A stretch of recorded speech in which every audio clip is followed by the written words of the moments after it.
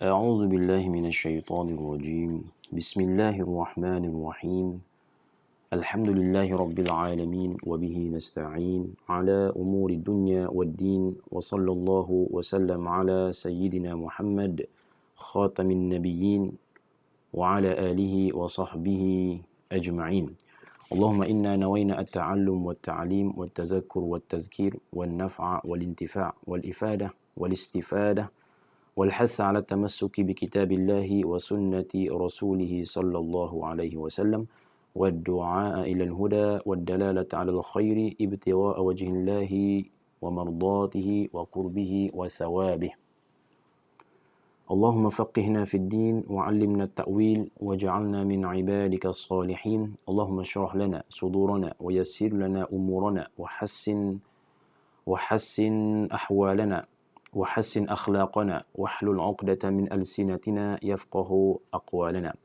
اللهم وفقنا لما تحب وترضى اللهم أعنا على ذكرك وشكرك وحسن عبادتك اللهم ارزقنا متابعة النبي صلى الله عليه وسلم أولا وآخرا وظاهرا وباطنا وقولا وفعلا وعبادة وطاعة وعملا صالحا اللهم آمين أما بعد Assalamualaikum warahmatullahi wabarakatuh. Tuan-tuan dan puan-puan yang dirahmati Allah Subhanahu wa taala. Bertemu lagi kita pada pagi ini dalam pengajian kitab Riyadhus Shalihin karangan Al-Imam An-Nawawi rahimahullahu taala pada siri yang ke-9. Ya. Insya-Allah hari ini kita akan sambung membaca hadis yang ke-8 yang diriwayatkan oleh Sayyidina Abi Hurairah. Ya, boleh jadi dalam cetakan lain hadis yang ke-7. Tapi cetakan yang saya gunakan hadis yang ke-8. Qala al-Imam An-Nawawi rahimahullahu ta'ala wa nafa'ana bi'ulumihi wa 'ulumina fid darain amin ya rabbal alamin. Berkata al-Imam An-Nawawi wa an Abi Hurairah عبد الرحمن ابن صخر رضي الله عنه قال رسول الله صلى الله عليه وسلم إن الله تعالى لا ينظر إلى أجسامكم ولا إلى صوركم ولكن ينظر إلى قلوبكم رواه مسلم. Baik, daripada Abi Hurairah. Abi Hurairah maklum, ya, seorang sahabat, ya. Antara seorang sahabat yang masyhur, ya, Abi Hurairah dinamakan Abi Hurairah. Hurairah itu adalah kucing, ya, atas wazan at-tasghir, menunjukkan kecil. Dinamakan Abu Hurairah kerana Sayyiduna Abu Hurairah suka bermain dengan kucing, ya. Lalu Nabi yang memberinya gelaran ya Aba Hurairah. Maka selepas daripada itu lekat gelaran tersebut, ya. Gelaran itu lebih masyhur daripada nama beliau, iaitu Abdurrahman bin Sakhrin. Sayyiduna Abu Hurairah masuk Islam pada tahun ke-7 Hijrah. Ya, beliau mulazamah dengan Nabi SAW selama 4 tahun. Kerana baginda SAW wafat pada tahun ke-11 Hijrah. Maknanya antara tahun ke-7 hingga tahun ke-11 lebih kurang 4 tahun. Ya, sekejap saja tempoh Sayyiduna Abu Hurairah ini bersama dengan Nabi SAW. Tapi beliau antara sahabat yang paling banyak riwayat hadis dan yang antara sahabat yang alim, yang sangat berilmu. Ya. Hatta lebih daripada 800 orang daripada kalangan sahabat dan tabi'in meriwayatkan daripada Sayyidina Abi Hurairah. Sayyidina Abi Hurairah meriwayatkan hadis sebanyak 5,374 buah hadis daripada Nabi sallallahu alaihi wasallam. Masya-Allah, banyak ya tuan-tuan. Dan para sahabat lain memang iktiraf. Kita panggil respect lah dengan beliau. Antara kibar as-sahabah. Kerana beliau antara yang sangat rapat dengan Nabi sallallahu alaihi wasallam.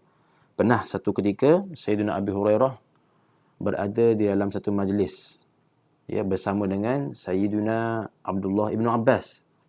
Abdullah ibn Abbas masyhur, ya, seorang sahabat yang mana Nabi doakan kepada beliau di waktu kecil, Allahumma faqihhu fid din wa 'allimhu ta'wil. Ya Allah, faqihkanlah beliau terhadap dalam agama dan ajarkan dia takwil, ya, di dalam Al-Quran. Ma'ruf. Tetapi dalam majlis tadi, Sayyidina Abdullah bin Abbas apabila datang masalah-masalah yang susah, maka beliau akan suruh merujuk kepada Sayyidina Abu Hurairah. Itu menunjukkan betapa hebat dan tinggi darjat Sayyidina Abu Hurairah. Kata Ibnu Abbas, ketika datang seorang untuk bertanyakan soalan dan permasalahan yang agak sukar, Ibnu Abbas mengatakan kepada Sayyidina Abu Hurairah, aftihi ya Abu Hurairah, jawablah wahai Abu Hurairah, berikanlah penanya itu fatwa. Faqad ja'atka mu'dilatun, kerana telah datang kepada engkau soalan yang susah. Mu'dilah maknanya soalan yang begitu susah. Baik, wa an Abi Hurairah Abdurrahman ibn Sakhrin, daripada Sayyidina Abi Hurairah Abdurrahman bin Sakhrin, nama beliau, nama bapanya Sakhr, radhiyallahu anhu, qala Rasulullah sallallahu alaihi wasallam, sabda Nabi sallallahu alaihi wasallam, innallaha, sesungguhnya Allah Subhanahu wa taala, la yanzuru ila ajsamikum, tidak melihat kepada ajsamikum, jisim-jisim kamu, tubuh kamu, badan kamu. Jisim maknanya perkara yang zahir. Tidak melihat kepada segala jisim kamu. Kamu tu handsome, atau kulit kamu cerah, kulit kamu gelap, kulit kamu warna merah ke, hidung mancung, hidung penyek, telinga panjang ke, mata sepet, mata bulat. Allah Subhanahu wa taala tidak melihat kepada semua itu. Tapi bukanlah bermakna Allah tidak nampak, Tidak melihat di sini bukanlah maknanya Allah tak nampak, kerana Allah Subhanahu wa taala nampak segala-galanya. Tidak ada yang tersembunyi daripada Allah Subhanahu wa taala. Allah Subhanahu wa taala melihat segala-galanya dengan sifatnya, sifat al-basar. Sifat al-basar kita belajar dalam ilmu akidah, Sifat al-basar ta'alluqnya inkisyaf. Maknanya tugas sifat al-basar bagi Allah Subhanahu wa taala ini, mekanismenya, cara dia bekerja, al-inkisyaf, maknanya tersingkap, terbuka, maknanya jelas segala-galanya. Tidak ada yang tersembunyi. Daripada sekecil-kecil perkara hinggalah ke sebesar-besar perkara. Dalam Al-Quran, alimul ghaibi wasyahadah, maknanya Allah Subhanahu wa taala yang maha mengetahui al-ghaibi wasyahadah, perkara yang gaib maupun perkara yang nyata, asyahadah, perkara yang nyata dapat disaksikan dengan mata zahir. Al-ghaib di situ, alimul ghaibi wasyahadah, al-ghaib di situ, gaib bukan di sisi Tuhan tapi di sisi makhluknya, seperti kita ni. Banyak perkara gaib yang kita lihat di dunia, yang kita lihat di dunia semua ini hanyalah ibarat sikit sahaja. Banyak lagi perkara-perkara gaib yang kita tak tahu. Tapi bagi Allah Subhanahu wa taala semua itu jelas. Semua itu hadir, jelas. Tidak ada yang tersembunyi. Baik. Segala-galanya tiada yang tersembunyi daripada Allah Subhanahu wa taala. Maksudnya Allah melihat segala-galanya. Tapi segala-galanya apa? Apakah segala-gala tersebut? Iaitu perkara yang mawjud. Maksudnya Allah melihat segala perkara yang mawjud. Maksudnya perkara yang ada. Selagi mana perkara itu ada, maka Allah Subhanahu wa taala melihatnya. Iaitu kita belajar dalam ilmu akidah. Maknanya ta'aluk ataupun tugasan sifat basar Allah Subhanahu wa taala ini melihat. Maknanya Allah Subhanahu wa taala melihat segala perkara yang mawjudat, segala perkara yang ada. Dan antara yang perkara yang mawjud, antaranya makhluk. Kerana perkara yang mawjud atau perkara yang ada ini tidak semestinya makhluk. Nampak? Maknanya mawjud di atas, kemudian bawahnya ada yang makhluk, ada yang bukan makhluk. Bukan makhluk seperti Allah Subhanahu wa taala sendiri. Sifat-sifat Allah Subhanahu wa taala yang lain, semuanya sifat itu tersebut ada.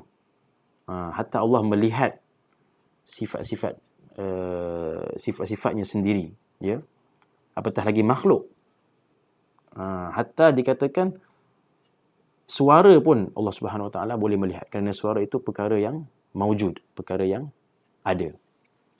Jadi perbahasannya dalamlah kalau kita rujuk dalam kitab-kitab ilmu al-kalam. Baik. Jadi bukanlah yang dikehendaki di sini bahawasanya Allah tidak melihat, tapi dengan makna tak nampak. Tapi Allah tidak, la yanzur, tidak melihat, dengan maksud qabulul a'mal wa mujazatu 'alaiha. Maknanya Allah tak kira, Allah tak mahu, Allah tak menerima ya amalan, ataupun Allah tidak mengambil kira, dengan makna tidak membalas apa-apa ganjaran terhadap zahir, selagi mana tidak didasari dengan niat yang ikhlas atau niat yang baik. Jadi seolah an-nazar, ya, la yanzuru di sini berasal daripada nazara yanzuru nazran, ya, an-nazar itu sendiri.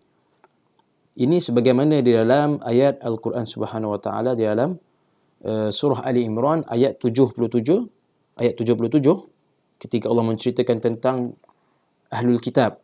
Ya, Allah kata, panjang ayatnya, saya ambil yang belakang saja, wala yanzuru ilaihim yaumal qiyamah, dan Allah tidak melihat kepada mereka, iaitu ahlul kitab, di hari kiamat. Maksudnya Allah tak terima amalan-amalan mereka. Wala yuzakkihim walahum azabun alim, dan Allah tidak membersihkan mereka daripada sebarang dosa. Walahum azabun alim, dan bagi mereka ahlul kitab tersebut azab yang pedih. Sama di sini, ya, wala yanzuru di sini dengan wala yanzuru di dalam hadis ini. Maknanya qabulul amal wa mujazatuhu 'alaiha. Maknanya Allah la yanzur, tidak melihat, dengan mana tidak kira amalan tersebut, tidak melihat pada amalan tersebut, tidak membalas ganjaran terhadap amalan tersebut, ya, selagi mana ianya bukan atas dasar niat yang ikhlas. Baik, innallaha ta'ala la yanzuru ila ajsamikum wala ila suwarikum wala ila suwarikum, dan tidak juga pandang kepada suwarikum. Suwar jamak kepada surah, maknanya rupa paras, rupa bentuk kamu yang saya sebut tadi tu. Rupa fizikal. Ya, di dalam surah Al-Infitar Allah Subhanahu wa taala berfirman, fi ayyi suratin ma syaa rakkabak.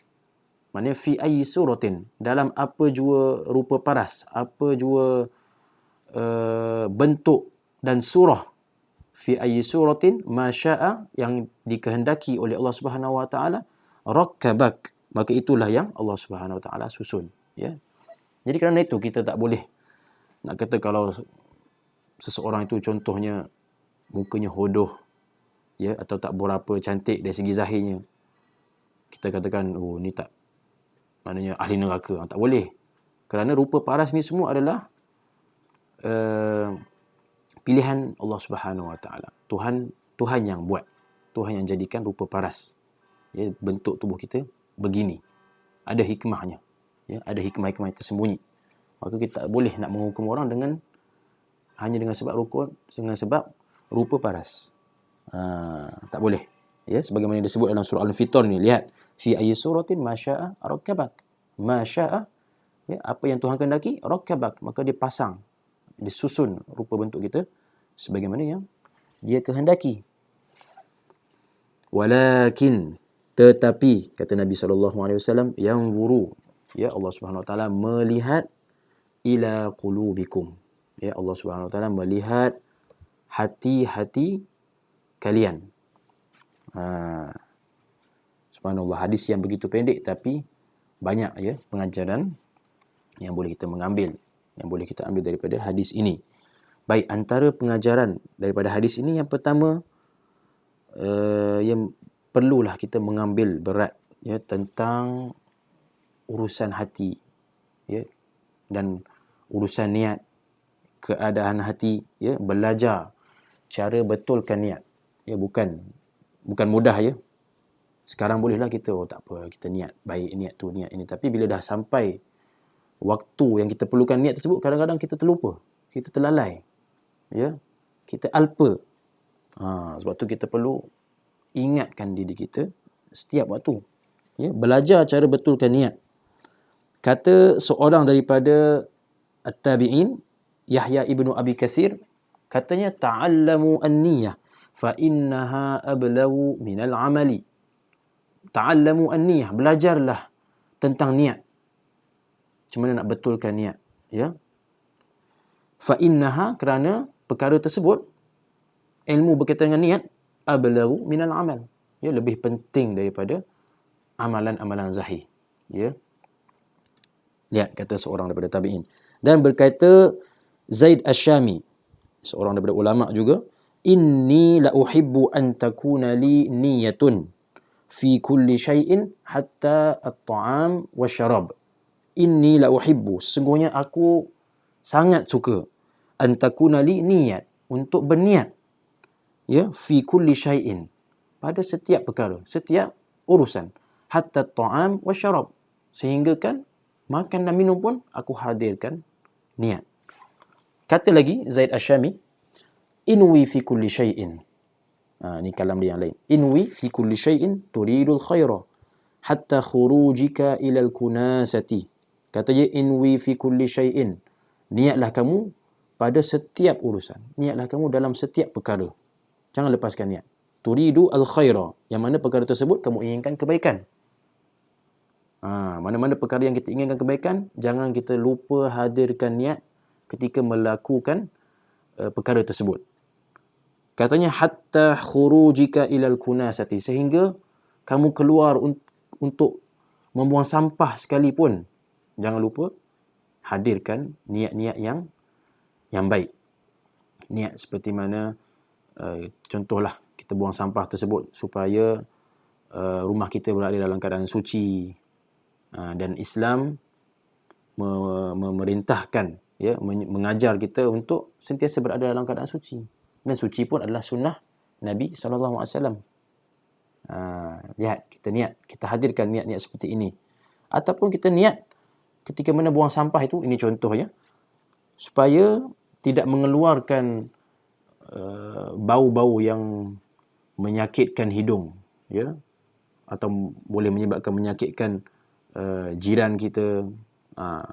Kita niat seperti ini, ya, inwi fi kulli syai'in turidul khaira hatta khurujika ilal kunasati. Masya Allah. Kemudian belajar juga cara membuang, ya, sifat-sifat mazmumah. Ini masih lagi dalam urusan hati, ya. Buang sifat-sifat yang tercela daripada hati dan hias dengan sifat-sifat mahmudah. Kerana apa? Kerana hati adalah tempat tumpuan Allah Subhanahu Wa Taala setiap waktu, setiap saat, ya. Sebagaimana dalam hadis ini, walakin yanzuru ila qulubikum. Walakin yanzuru ila qulubikum. Lihat, yanzuru dengan fi'il mudhari'. Fi'il maknanya, kalau dalam ilmu balaghah kita panggil yufidu at-tajaddud. Maknanya perkara itu sentiasa diperbaharui, sentiasa diperbaharui. Maknanya Allah sentiasa melihat setiap saat, setiap waktu. Maka sebab itulah juga kita perlu jaga, ya, hati kita di setiap saat dan di setiap waktu. Baik, pengajaran yang kedua daripada hadis ini menunjukkan juga bahawasanya sebarang usaha yang berkaitan dengan amalan hati dan jiwa lebih besar dan lebih penting, ya, daripada amalan-amalan yang berupa zahir, yang nampak dengan mata zahir, ya. Kerana dengan sebab amalan hati, maka amalan zahir kita menjadi sah ataupun menjadi makbul. Ya, hatta di dalam solat, kita kata solat amalan zahir. Kalau tanpa niat, ya, tanpa amalan hati, tanpa niat, tak sah solat kita. Dan jikalau tanpa ikhlas, ya, niat untuk sembahyang, untuk menunjuk-nunjuk, atau sum'ah, untuk supaya orang dengar kebaikan kita, maka tak makbul. Ya, walaupun solat kita sah, tapi boleh jadi tak makbul kerana tak ikhlas.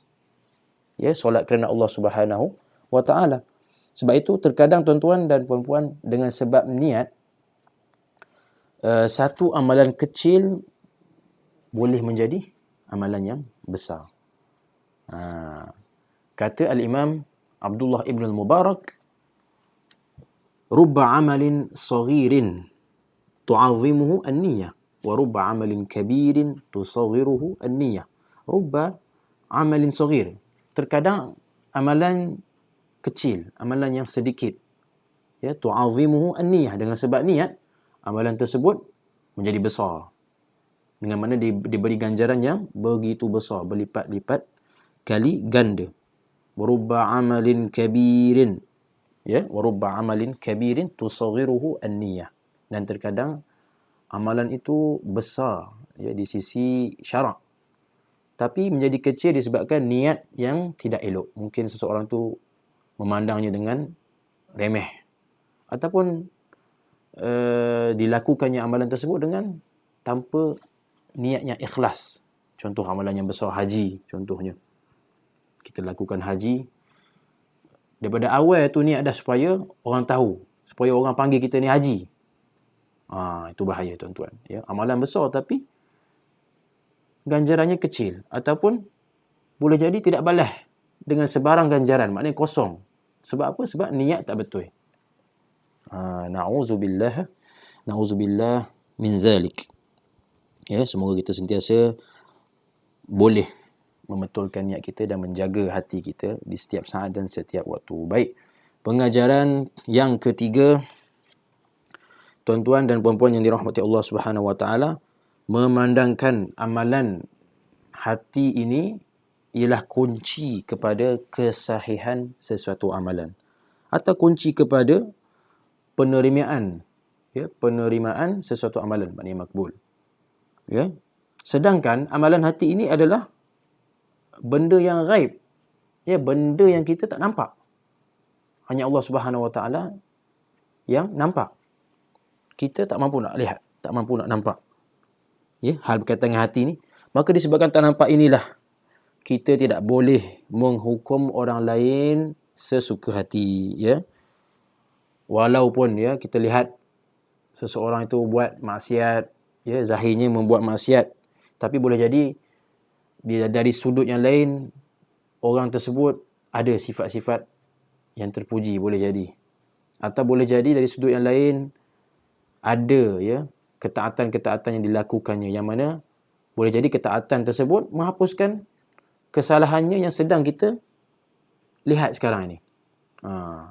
Lihat tuan-tuan. Maka sebab itu kita tak boleh memandang hina kepada tubuh pelaku maksiat. Sekali lagi, kita tak boleh pandang hina dan buruk kepada tubuh badan pelaku maksiat. Yang bolehnya kita pandang hina terhadap perbuatan tersebut, ya, perbuatan maksiat tersebut, perilaku maksiat tersebut. Yang itu boleh. Ya, yang ini sebagaimana dikatakan oleh Nabi Lut alaihi salam terhadap kaumnya. Ya, hal ini direkod di dalam Al-Quran. Tuan-tuan boleh buka surah Asy-Syu'ara ayat 168. Qala inni li'amalikum minal qalin. Qala, kata Nabi Lut, ya, kepada kaum-kaumnya, inni, sungguhnya aku, li'amalikum, ya, terhadap perbuatan terkutuk yang dilakukan oleh kalian itu, minal qalin. Ya, maknanya benci, marah, ya, minal qalin maknanya al-mubghidina lahu bughdan syadidan, sangat-sangat marah dan sangat-sangat benci terhadap perbuatan terkutuk yang kalian lakukan tersebut. Lihat, Sayyiduna Lut alaihi salam benci kepada perbuatan tersebut. Ya, dia tak kata bahawasanya dia benci terhadap pelaku tersebut. Ya, memang kita ada amar ma'ruf dan nahi munkar, itu dalam bab lain. Ya, maknanya tidaklah semestinya orang yang amar ma'ruf nahi munkar ini mestilah membenci. Tidak ada pun, Islam tidak mengajar. Bahkan Islam mengajar untuk menyebarkan kasih sayang dan cinta, dan disebabkan itulah kita berdakwah. Ya, kita amar ma'ruf nahi munkar tersebut disebabkan kita mengambil berat dan kita sayang terhadap saudara-saudara kita yang terjebak dengan kancah maksiat. Jadi semoga Allah Subhanahu wa taala mengeluarkan, ya, pelaku-pelaku maksiat dan pelaku-pelaku kesalahan daripada perbuatan mereka tersebut, dan semoga Allah Subhanahu wa taala, ya, menjaga kita semua daripada jatuh ke dalam kancah atau lembah maksiat. Allahumma amin. Wa sallallahu ala sayyidina Muhammad wa ala alihi wa sahbihi wa sallam. Saya kira setakat itu saja untuk hari ini. Bersambung lagi kita di siri yang akan datang, siri yang 10. Jadi mohon maaf sekiranya ada tersalah atau tersasul dalam bicara. Assalamualaikum warahmatullahi wabarakatuh.